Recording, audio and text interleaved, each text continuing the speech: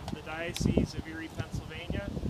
I left active ministry in August of 2014, in large part because of the hypocrisy of allowing an alleged priest guilty of alleged misconduct against seminarians to become the rector of Christ the King Seminary.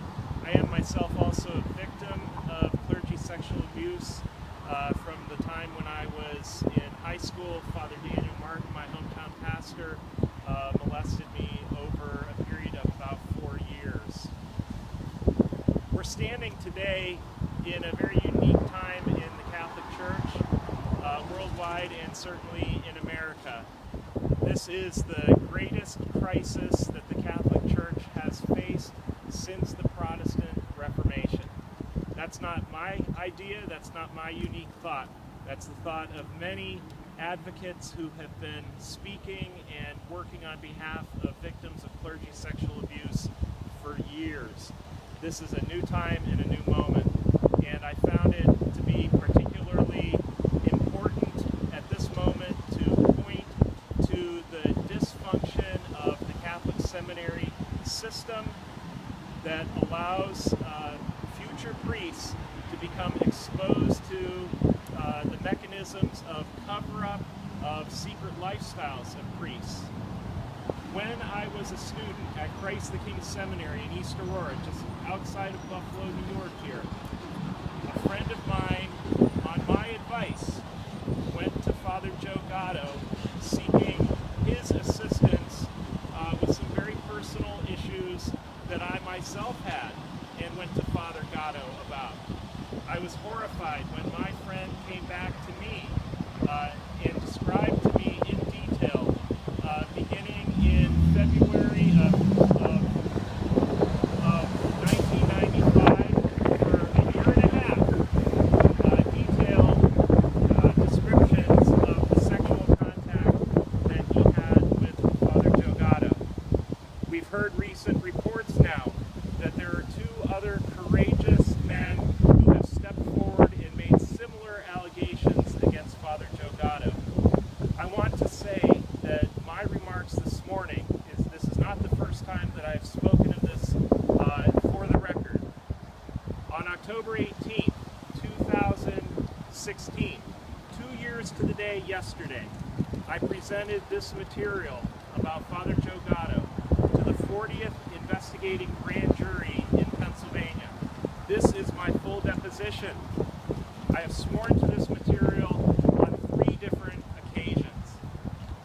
And my concern is that seminarians who have been at Christ the King while Joe Gatto was a faculty member, while he was a formation director, and now that he is the rector of Christ the King Seminary, are learning an implied curriculum that it is okay to engage in sexual activity as long as you keep it in private, as long as you confess it to a priest, as long as you keep it in what they call in canon law the internal forum. The men who are studying to be priests today, like myself, we were screened by means of psychological testing, multiple batteries to ostensibly, as the seminaries and as the bishops say, to screen future candidates for the priesthood to see whether or not they are capable or whether they tend towards acts of perversion or dysfunction of any nature. I maintain that the tests that are used to screen seminarians today are not to screen pedophiles out of the priesthood. They are meant to screen candidates who are going to be docile, obedient, compliant, malleable. The church, its bishops, want priests who are going to toe the line. The church today wants priests who are going to keep its secrets to themselves. We have seen in these past few months in the Diocese of Buffalo how difficult it is to get the institutional church to willingly police itself or to communicate what it knows about perpetrators. You'll notice that when Bishop Malone finally breaks down and begrudgingly grudgingly offers to the community the name of an alleged perpetrator. He doesn't willingly say where they've served. He doesn't willingly say how many church communities this person has touched. And so I have to ask today of Bishop Malone, and I have to ask today of Father Joe Gatto, where are you? We were told a couple of weeks ago that he was going to be sent to Southdown, a treatment facility for priests outside of Toronto. Is he there? Is he undergoing treatment? The official statement of the interim rector of Christ the King Seminary says that Joe Gatto is an exemplary man. Bishop Malone, in his response a couple of days ago, his official response, in addition to attempting to discredit my allegation, suggests that Joe Gatto is of the highest caliber, and that's why he was selected to be the rector of Christ the King Seminary. We have today sworn testimony about these matters against Joe Gatto that I have been aware of for 25 years. We have today the statements on the record by 2 other victims. And so I am calling today that Joe Gatto never be allowed to be involved in seminary work again, let alone work with parishioners. He seems incapable of being able to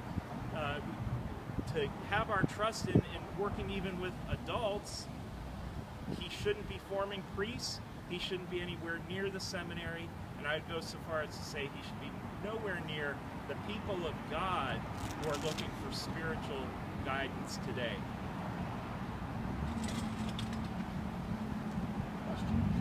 Would you say that the diocese is using the priest shortage as somewhat of a way to reinforce that they are using the screening process? Honestly, I don't hear the church talk as much about the priest shortage today. Their bigger concern is they are going to have a Catholic shortage. When you go to the Catholic Church today, you don't see people my age. I'm 49 years old. You don't see too many people my age or younger. The baby boomer generation in the United States, particularly in this part of the country, are propping up the church by their attendance and by their donations. Where is the Catholic Church going to be a generation from now when that demographic shift takes place? But furthermore, the younger generation, people of my generation and after me, don't look to the church as a credible witness of how you treat your most vulnerable members. So I think the priest shortage, of course, is an issue. There are good priests. I feel sorry for the priests of the Buffalo Diocese who have to endure Bishop Malone's leadership. But I also wonder, where are they on this issue? We've now heard 2 Catholic deacons call for the resignation of Bishop Malone as part of a community-wide groundswell of opposition to his ministry and his leadership in this community. Where are his priests on this issue? Is there not one priest in the Catholic Diocese of Erie, or in the Catholic Diocese of Buffalo, rather, who's willing to stand up